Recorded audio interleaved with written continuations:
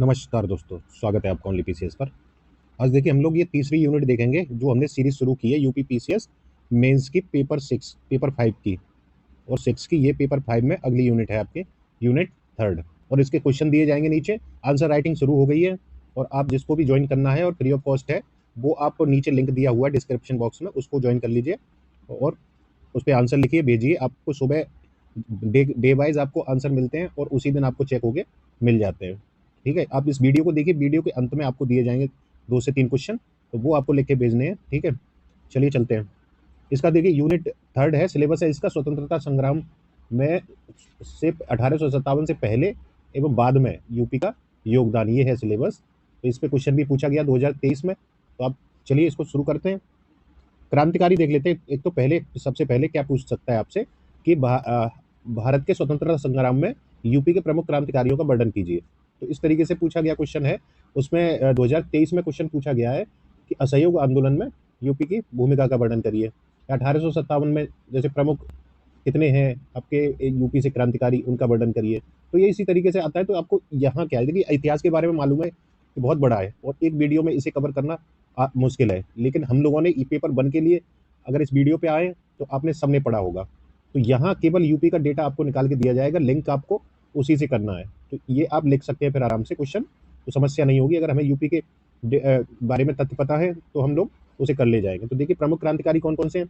शुरुआत मंगल पांडे से करते हैं। 1857 के विद्रोह में इन्होंने भाग लिया था, उन्हीं से। ये आप जोड़ सकते हैं, यूपी से ही थे। और मौलाना मोहम्मद अली और शौकत अली, इनके बारे में आप सुनते ही होंगे, असहयोग आंदोलन में भूमिका थी इनकी। और ये हैं स्वामी सहजानंद सरस्वती, गाजीपुर से थे ये, यूपी से। तो प्रमुख किसान नेता रहे ये। राम मनोहर लोहिया की भूमिका पता ही, 1942 के आंदोलन में, भारत छोड़ो आंदोलन में भूमिका निभाई थी। हजरत मोहानी ने इंकलाब जिंदाबाद दिया था, ये भी यूपी से बिलोंग करते थे। और चित्तू पांडे, ये भी आपने 1942 का जो असहयोग आंदोलन ये हुआ था, भारत छोड़ो आंदोलन, उसमें जो सरकार बनाई थी चित्तू पांडे ने बलिया में। तो ये आप इसको याद कर सकते हैं। तो इनको क्रम वाइज आप डाल सकते हैं और आंसर लिख सकते हैं। गणेश शंकर विद्यार्थी एक पत्रकार थे कानपुर से। तो आप इनके बारे में देख लीजिए और भी डिटेल में देख लेंगे हम लोग। इसमें क्या है, पॉइंट वाइज हम लोग चीज़ें देखेंगे जो आपको आंसर लिखने में आसानी रहे। एक दो बार वीडियो देखिए तो खत्म हो जाएगा आपका ही प्रॉब्लम।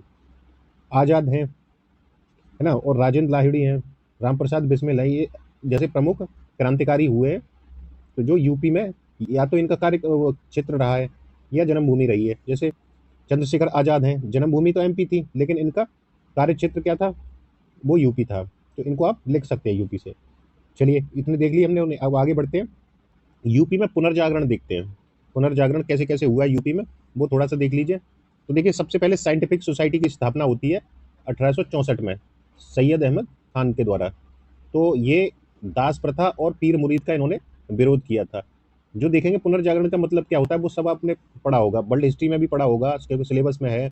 और आपने इंडिया के लेवल पे भी पढ़ा होगा। राजा राम मोहन राय को पुनर्जागरण का पिता बोला जाता है। तो इस तरीके से ये चीज़ें आपने पढ़ी होंगी, क्योंकि बदलाव करना था। पुनर्जागरण का मतलब था पुनः जागना, जो पुरानी परंपराओं के खिलाफ या जो गलत थी समाज में, तो उनके खिलाफ नई उसको गलत बोल के उसे मतलब क्या था कि विरोध करना उस चीज़ का, और नई जो सच्चाई है उनको रीजनेबल तौर पे दिखाना लोगों को, और खुद देखना, समाज में सुधार करना किसी भी तरीके से। तो ये सबसे पहले सैयद अहमद खान जी के द्वारा ये शुरू की गई थी, दास प्रथा के विरोध में और पीर मुरीद विरोध में। दूसरा, देवबंद आंदोलन शुरू हुआ 1866 में, सहारनपुर में ये शुरू हुआ था। इसने शुद्ध इस्लामिक शिक्षा पे जोर दिया। ठीक है, तो ये जो इस्लाम में जो कुरीतियाँ थी उसको दूर करने के लिए इन लोगों ने यहाँ से शुरुआत की है यूपी में। वहाबी आंदोलन देखेंगे तो 1830 और 1860 में ये चला है। राधा स्वामी मत है, जो सत्संग है, जो आगरा में 1861 में शिव दयाल साहब के द्वारा शुरू किया गया था। तो ये नकली जो गुरुओं और आडंबरों की इन्होंने निंदा की है। ठीक है, ये क्या, यही परंपरा चली है यूपी में। तो जो पुनर्जागरण का है 1898 में देखेंगे तो वाराणसी में सेंट्रल हिंदू कॉलेज की स्थापना होती है, एनी बेसेंट करती है इसको। तो ये आप इसको आधार बना के यूपी से संबंधित पुनर्जागरण को लिख सकते हैं। पुनर्जागरण को परिभाषित कर दीजिए और क्या क्या हुआ इस क्रम में आप आंसर लिख सकते हैं और कंक्लूजन दे सकते हैं। तो ठीक है, इसमें आपको मेन चीज़ है, आप क्वेश्चन लिख ले जाएंगे बस, ये आपका, क्योंकि इसे लेंदी कितना इतिहास वो आपको मालूम ही है। 1857 के कारण भी देख लीजिए, हालांकि आपने पढ़े होंगे ये। आर्थिक कारण, नई राजस्व व्यवस्था के तहत भारी करारोपण किया गया, भेदभाव किया गया, हस्तशिल्प का नाश विनाश किया गया, राजनीतिक कारण क्या क्या है ये शॉर्ट में आपको बता दिए, क्योंकि ये आप मैक्सिमम जितने हैं पढ़ ही चुके होंगे।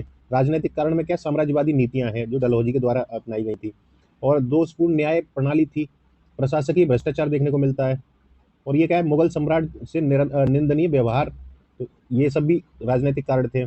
और प्रशासनिक कारण क्या है, उच्च पदों पर केवल अंग्रेज और अंग्रेजी सरकारी भाषा बना दी गई, क्या, अंग्रेजी।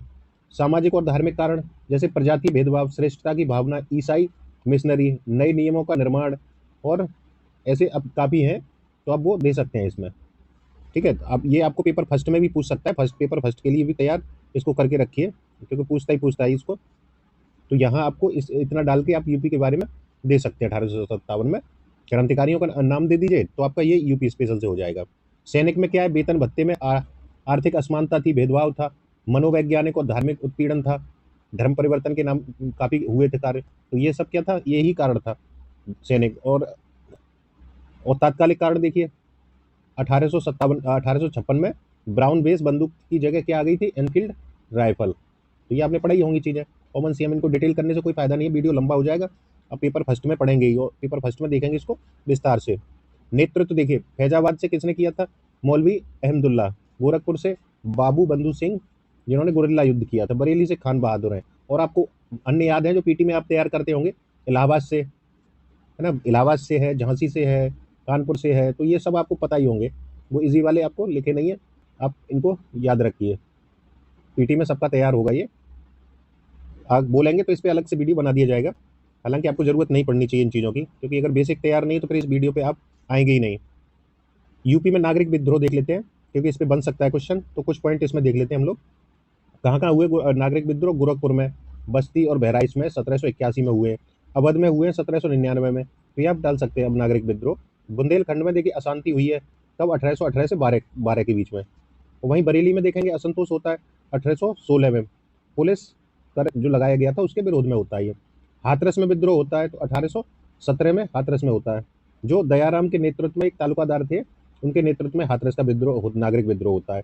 तो ये कुछ प्रमुख नागरिक विद्रोह जो यूपी से संबंधित हैं, यूपी में जो हुए थे, तो इन्हीं को आधार बना के कारण आपको कॉमन से पता ही होंगे, लगभग कारण उस समय एक जैसे ही हैं, जो राष्ट्रीय हैं वो यूपी के ही होंगे, तो आप उन्हीं कारणों को सेम यहाँ पे बता सकते हैं अगर कारण पूछे तो।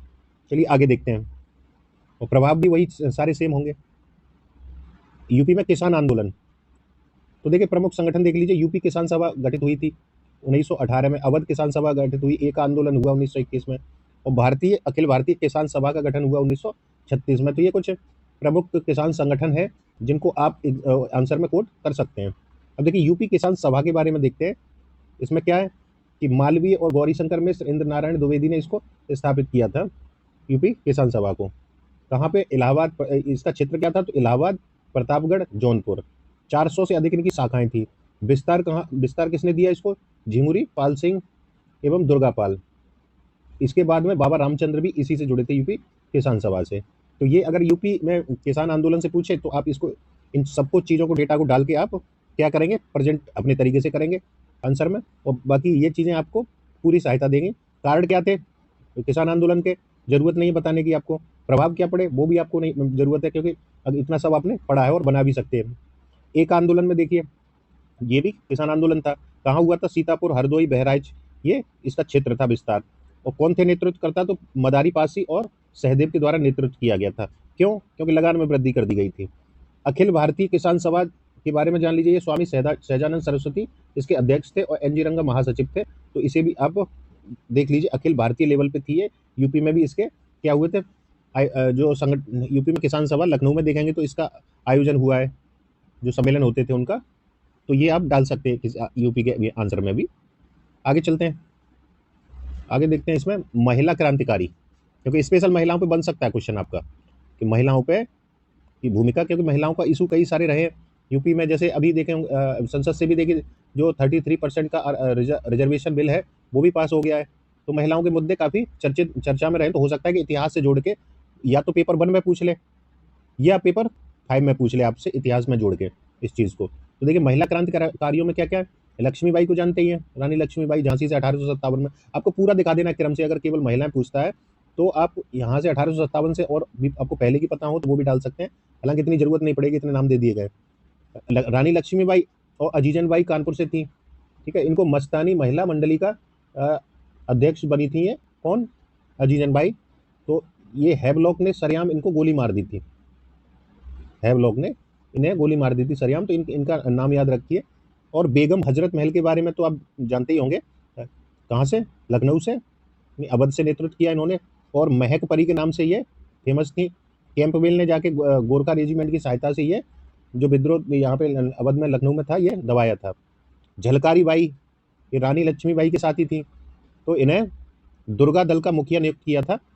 किसने, रानी ने, रानी लक्ष्मीबाई ने इन्हें दुर्गा दल की मुखिया बनाया था। और डिटेल में आप पढ़ चुके हैं इसके बारे में, ये आपसे पहले ही आशा की जा रही है यहाँ पे। और रानी ईश्वरी कुमारी जो थी वो तुलसीपुर स्टेट गोंडा से संबंधित थी, इन्होंने भी भाग लिया है। और सरस्वती बाई लोधी ये ललितपुर से थी, इन्होंने भी किसमें, महिला क्रांतिकारी है, प्रमुख महिला क्रांतिकारियों में है, जो यूपी से संबंधित है। और रुद्रा देवी जो लखनऊ से थी, महिला दस्ते की मुखिया थी ये। कैंपबेल ने हैट उतारकर अपना इन्हें सम्मान दिया था। तो इनके बारे में आप कितने हो गई, 5 से 7 8 हो गए यहाँ पे महिलाएं, और इतने में आप अपना आंसर पूरा कर लेंगे। आगे चलते हैं, असहयोग आंदोलन में भूमिका देखते हैं यूपी की क्या क्या थी। तो देखिए, असहयोग आंदोलन में यूपी से कौन कौन से क्रांतिकारी थे, नेता थे। तो जेएल नेहरू, मोतीलाल नेहरू, गोविंद बल्लभ पटेल, गोविंद बल्लभ पंत, मदन मोहन मालवीय, बाबा राघव दास आदि और भी थे, लेकिन इतने काफी है नाम। तो ये नेता थे यहाँ से असहयोग आंदोलन में। नेतृत्व एवं लामबंदी इसका किया था इन लोगों ने। और जन भागीदारी भी देखी गई थी यूपी से। और बहिष्कार जैसे संस्थाओं और वस्तुओं का वो काफी बड़े पैमाने पर रहा था। सहयोग का मतलब ये था, तो यूपी में पूरा इसको सहयोग मिला, इस वाले असहयोग आंदोलन को पूरा सहयोग दिया गया। धरना एवं प्रदर्शन हड़ताल इनका क्या था, हथियार था। और दमन और बलिदान भी यूपी से काफी हुए। प्रभाव देखिए क्या क्या था। तो चोरी चोरा कांड के बारे में सब जानते हैं गोरखपुर में, फिर उसके बाद क्या हुआ वो आपको डिटेल में बता देना है, कैसे कैसे गांधी जी ने वापस लिया, तो उस सब की चर्चा नहीं करेंगे यहाँ पे। ठीक है, आगे चलते हैं। सविनय अवज्ञा आंदोलन आता है आगे। इसमें देखिए 1930 से 34 तक होता है, कार्यकाल आपको पता ही होगा इसका, कब से कब तक चला है। भूमिका देखिए, तो भूमिका में नमक मार्च के बारे में डाल सकते हैं क्या क्या हुआ। और नेतृत्व किसने किया, नेहरू थे, पंत थे, पुरुषोत्तम दास टंडन थे, आचार्य नरेंद्र देव आदि ये नेता थे यूपी से। पूर्ण स्वराज प्रस्ताव रखा गया था इसमें। दांडी मार्च, दांडी मार्च में क्या हुआ था आगे देख लेते हैं। दांडी मार्च और नमक सत्याग्रह इलाहाबाद, लखनऊ, वाराणसी, गोरखपुर सहित विभिन्न क्षेत्रों में, कस्बों में आपको ये बड़े पैमाने पे चलता हुआ दिखा। यहाँ पे सहयोग पूरा मिला है इसको। छात्रों और महिलाओं की भागीदारी इसमें देखने को मिलती है। दमन एवं प्रतिशोध यहाँ पे किया गया इसमें, विद्रोह का, आंदोलन का दमन और प्रतिशोध आप दिखा सकते हैं। तो ये पॉइंट बना के आप क्या है, बाकी आप नेशनल वाला जोड़ दीजिए इसमें। ये पॉइंट आपके यूपी से हो गए। अब भारत छोड़ो आंदोलन में देख लेते हैं। भारत छोड़ो आंदोलन में डेटा थोड़ा कम दिया है, इसके लिए जो भी छूटा रहेगा वो आपको अलग से, जो जैसे कंप्लीट होगा कुछ वीडियो अलग से बना दिए जाएंगे डिटेल में, क्योंकि कुछ थोड़े से ज़्यादा शॉर्ट हो गए कुछ टॉपिक इतिहास में। बाकी में तो नहीं है, इतिहास में थोड़ा सा ज़्यादा हो गया ये वाला जो पोर्शन है, क्योंकि काफ़ी बड़ा भी है इतिहास, और आपको इतने इतने पॉइंट पता है तो आप बना भी सकते हैं आंसर। पहली बार इतिहास नहीं पढ़ रहे होंगे। पहली जो चिंगारी थी वो कहाँ से, वाराणसी के पास, ये है धनापुर, जो चंदौली जिले में पड़ता है। वहाँ पुलिस झड़प हुई थी, कई पुलिसकर्मी मारे गए थे उसमें। और चित्तू पांडे के बारे में जानते हैं, बलिया से इन्होंने क्या किया था, एक स्वतंत्र सरकार बनाई थी। और ये आपको 2-3 पॉइंट है यहाँ पे, 2 पॉइंट आपको अपनी तरफ से 2-3 पॉइंट ऐड करने हैं इसमें, उसके बाद आपका ये आंसर कंप्लीट कर सकता है। ठीक है, तो इस पे अलग से दे दिया जाएगा अगर ऐसा दिक्कत हुआ तो आपको। एक आंदोलन, एक आंदोलन के देखिए ऊपर देखा ही था हमने, कारण क्या क्या थे, मांग देख लेते हैं और विस्तार देख लेते हैं, और इसका क्षेत्र विस्तार वो सारा, और ऊपर जो चीजें देखी गई थी ये विस्तार हरदोई, बहराइच और सीतापुर। कारण क्या थे, तो उच्च लगान लगा दिया गया था। उच्च लगान निर्धारित दरों से कितना, 50% अधिक था, इसलिए इसको कारण ये माना जाता है।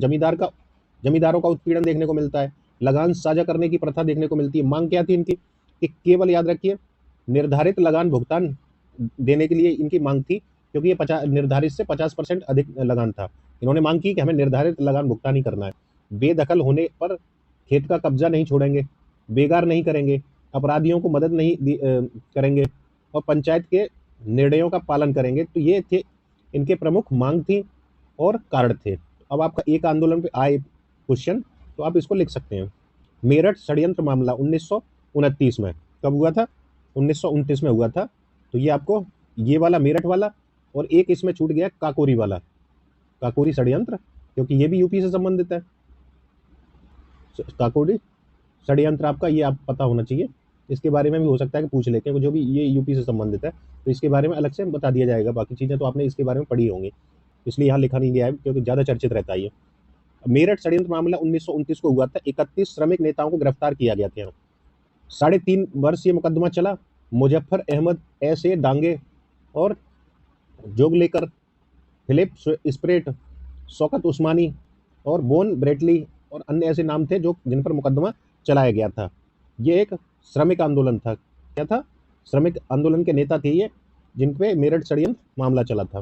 तो ये इनके बारे में, यूपी के बारे में जितने जितने मेन पॉइंट हैं वो आपको बता दिए गए। जो भी अगर इसमें थोड़ा सा छूटा होगा तो वो आपको करा दिया जाएगा। ठीक है, अब देख लेते हैं आज के प्रश्न जो आपको लिख के भेजने हैं। पहला प्रश्न है, प्रश्न 1, 1857 में कब 1857 के विद्रोह में यूपी की भूमिका का वर्णन करें। 125 शब्दों में लिखना है। प्रश्न 2 है, भारत के स्वतंत्रता संग्राम में यूपी की महिला क्रांतिकारियों की भूमिका का वर्णन करें। 200 शब्दों में ये लिखना है। प्रश्न 3 है, भारत के स्वतंत्रता संग्राम में यूपी के किसान आंदोलन का विस्तार से वर्णन कीजिए 200 शब्दों में। ठीक है, तो ये आपको लिखने रहेंगे। 3 क्वेश्चन है, तो तीनों आपको भेजने हैं। लिंक दिया हुआ है नीचे, और जो भी फ्री आंसर राइटिंग करना चाहते हैं, अब जो भी आपके मित्र हैं वो उनको जोड़ सकते हैं उस ग्रुप में आप भी। तो इस वीडियो में इतना ही। अच्छा लगे तो लाइक शेयर कर दीजिए, और कुछ भी आपको पूछना है तो नंबर भी दिया है उसमें नीचे, और आप कमेंट में भी पूछ सकते हैं। कुछ भी नया शुरू होगा जल्दी, आर की टेस्ट सीरीज भी मेंस की शुरू होगी, वो भी फ्री रहेगी आपकी, तो उसको भी ज्वाइन कर सकते हैं आप। चलिए इसमें इतना ही। Thank you.